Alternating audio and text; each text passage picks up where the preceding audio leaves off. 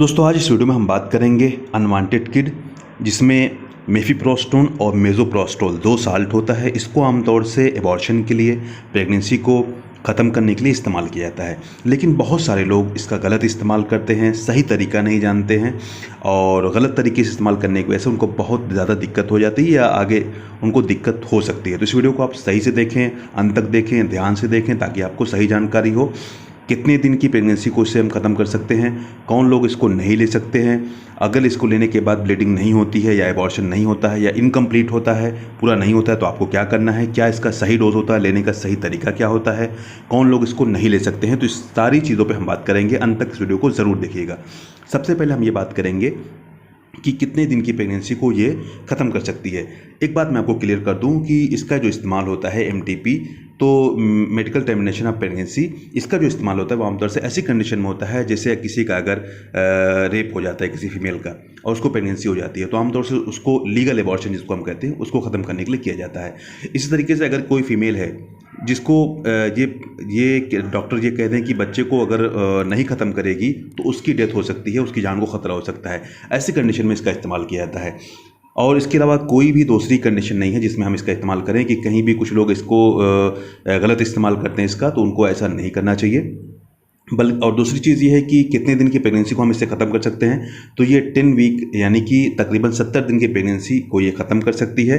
70 दिन का मतलब ये होता है कि जो आपका लास्ट मेंस्ट्रुअल पीरियड है, यानी कि जो आपको लास्ट जो महीना आया है, सबसे लास्ट जो आपको याद है, उसके फर्स्ट डे से लेके 70 दिन तक की अगर प्रेगनेंसी है तो उसको ये ख़त्म कर सकती है। लेकिन जब आप अपने डॉक्टर के पास जाते हैं तो डॉक्टर कन्फर्म करने के लिए अल्ट्रासाउंड भी करा सकता है। हो सकता है कि आप गलत बता रहे हो, आप झूठ बोल रहे हो, तो डॉक्टर एक बार कन्फर्म करता है अल्ट्रासाउंड के जरिए से, उसको पता चल जाता है कि कितने दिन की प्रेगनेंसी है। अगर वो 90 दिन की हो, 100 दिन की हो, उससे ऊपर की होती है तो वो आमतौर से नहीं करते हैं।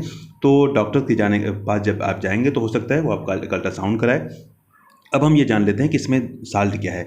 सबसे पहले आप ये राइट साइड में जो बड़ा टैबलेट देख रहे हैं इसमें ये है मेफिप्रोस्टोन, और दूसरा जो 4 है वो मेजोप्रोस्टोल। तो दोस्तों मेफिप्रोस्टोन का क्या काम है, जब प्रेगनेंसी होती है तो फीमेल में एक हार्मोन निकलता है प्रोजेस्टेरॉन। प्रोजेस्टेरॉन जो होता है वो प्रेगनेंसी को सपोर्ट करता है, यूट्रस में ले जाके यानी कि बच्चेदानी में वो उसी प्रोजेस्टेरॉन की वजह से प्रेगनेंसी रहती है, बच्चा उससे चिपका रहता है। लेकिन जैसे हम प्रोजेस्टेरॉन को ब्लॉक कर देंगे, प्रोजेस्टेरॉन को बंद कर देंगे, तो वो प्रेगनेंसी वहाँ से डिटैच हो जाएगी। उसके लिए काम करता है मेफिप्रोस्टोन। तो जैसे हम पहला टैबलेट यानी मेफिप्रोस्टोन देते हैं पेशेंट को, या डॉक्टर्स देते हैं, तो ये क्या करता है कि प्रोजेस्टेरॉन को ब्लॉक कर देता है, जिसकी वजह से वो प्रेगनेंसी डिटैच हो जाती है, अलग हो जाती है और बच्चेदानी में आ जाती है। अब उसके बाद जब जो 4 टैबलेट है ये मेजोप्रोस्टोल है, इसको कम से कम देखिए, जब आप पहला टैबलेट लेने के कम से कम 24 घंटे के बाद दूसरा टैबलेट डॉक्टर लेने को कहते हैं। 24 घंटे से लेकर 48 घंटे के बीच में आपको लेना होता है दूसरा। ये चारों टैबलेट एक साथ आमतौर से देते हैं डॉक्टर्स, या 2 दे सकते हैं, कभी कभी 4 भी कह सकते हैं लेने के लिए। तो ये डॉक्टर पे डिपेंड करता है, ओरली यानी कि मुंह के जरिए से आपको लेना होता है। तो ये 24 घंटे से लेकर 48 घंटे के बीच में आपको लेना होगा। तो ये क्या करता है कि यूट्रस में कॉन्ट्रैक्शन करता है, बच्चेदानी को उसमें कॉन्ट्रैक्शन होता है, सिकुड़ती है एक तरीके से, तो उसके ज़रिए से वो जो प्रेगनेंसी होती है जो डिटैच हो चुकी होती है वो बाहर आ जाती है और ब्लीडिंग होकर पूरा वो साफ़ हो जाता है यूट्रस। तो ये इसका मैकेनिज्म ऑफ एक्शन हो जाता है, उसके लेने का सही तरीका हो जाता है। लेकिन आपको एक चीज़ और क्लियर कर दूँ कि एक्टोपिक प्रेगनेंसी एक होती है जो यूट्रस से बाहर होती है, फैलोपियन ट्यूब में हो या कहीं भी हो, उसमें इस दवा का बिल्कुल भी इस्तेमाल डॉक्टर्स नहीं कराते हैं। इसी तरीके से 24 से 48 घंटे अगर आप पहला टाइप मेफिप्रोस्टोल लेने के अगर 24 घंटा पहले आप ले लेते हैं दूसरी दवा 24 घंटे से पहले, तो आपको कोई फ़ायदा नहीं होगा। अगर आप 48 घंटे बाद लेते हैं तब भी कोई फ़ायदा नहीं होगा। इसलिए डॉक्टर जैसे आपको कहते हैं, जो आपका डॉक्टर हो जैसा आपको कहे उसी तरीके से आपको इसको लेना है। अब हम ये बात कर लेते हैं कि अगर आपकी प्रेगनेंसी सब कुछ सही हो गया, सब सही मामला हो गया, तब भी 7 दिन बाद आपको जिस डॉक्टर ने आपको ये दवा दी उसके पास जाना है, उससे विजिट करना है, उसको दिखाना है, ताकि वो देखने के बाद ये बता देगा कि हाँ आप सही है, कोई दिक्कत नहीं है। कुछ चीज़ें ऐसी हैं जो आपको ध्यान देना है, वो मैं बता दूं। सबसे पहले आपको कुछ ब्लड जांच करानी होती है, खून देखना होता है कि खून कितना है बॉडी में, और बहुत सारी और भी टेस्ट हो सकते हैं जो डॉक्टर आपको सीबीसी वगैरह करा सकता है। इसी के साथ साथ डॉक्टर आपको ये देख सकते हैं कहीं आपको इन दोनों दवाओं में से किसी एलर्जी तो नहीं है। अगर एलर्जी है तब भी डॉक्टर आपको नहीं देंगे। दवा लेने के बाद साइड इफेक्ट में थोड़ा सा नाजिया, वॉमिटिंग, उल्टी, चक्कर या पेट दर्द वगैरह हो सकता है, इससे आपको घबराना नहीं है।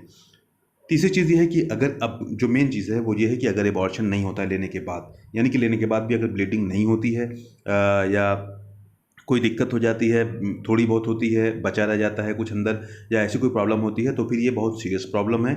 इसमें फ़ौरन आपको फिर अपने डॉक्टर, जिस डॉक्टर ने आपको दवा दी उसके पास जाना है।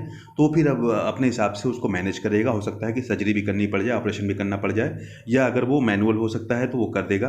किसी भी तरीके से उसको फिर ख़त्म करना होता है। ये ये सारी चीज़ें जो है वो लीगल एबॉर्शन में आती हैं, लीगल में आती हैं। लेकिन इस दवा का इस्तेमाल आपको बगैर डॉक्टर की सलाह के, अंडर सुपरविजन ऑफ कोई भी गायनेकोलॉजिस्ट के अंडर सुपरविजन ही इसका इस्तेमाल करना है।